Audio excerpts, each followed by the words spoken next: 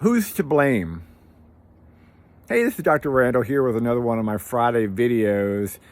And after this week of suggesting replacement items that you could do for simple changes in your diet and your nutrition, I got a couple responses from people saying the blame for our health crisis is on us.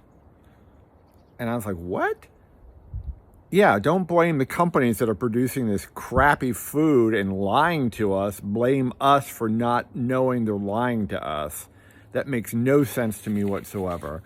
And so I just want to hit on a couple things today, some of these lies that marketers do on these food packages that show that unfortunately there's a saying called caveat emptor, let the buyer beware. And unfortunately, in the food scene, that is what we are dealing with. It shouldn't be, but we have to take the responsibility for finding good quality, nutrient-dense foods. Shouldn't be our responsibility, but it is. So let's look at some words that marketers use on the big letters on the front of the packages. All natural. Guess what? That means absolutely nothing. There is no official definition of that. So all natural is just BS, completely BS. Antibiotic-free. Doesn't mean they never had antibiotics.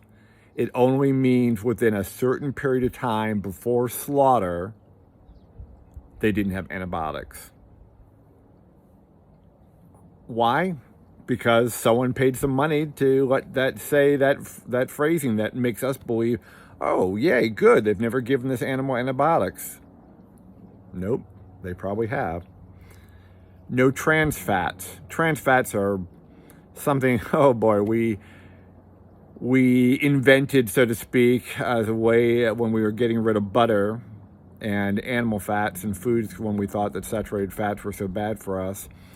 And trans fats are, of course, 1,000,000 times worse than anything else. But guess what? So trans fats are basically banned now in the US and I think mostly around the world. But if you look at the ingredients label and it says something like contains partially hydrogenated oils, guess what? That's trans fat. So even though on the front of the label it says no trans fats, if it has that in the ingredients, they do. Lightly sweetened. Boy, that sounds pretty good, right? If you're looking at trying to cut down your sugar, lightly sweetened sounds pretty good. But guess what? Lightly sweetened means absolutely nothing. It doesn't mean less sugar. In fact, some lightly sweetened products have more sugar, because marketers believe you're going to believe the big writing rather than the small writing. And then lastly, and there are a million more, but I don't want to, have this go on for 10 hours, but fruit flavored. Now, that seems pretty straightforward, right? They flavored this product with fruit. No. What that typically means is they have enhanced the flavor with a fruit-like chemical additive. No fruit whatsoever.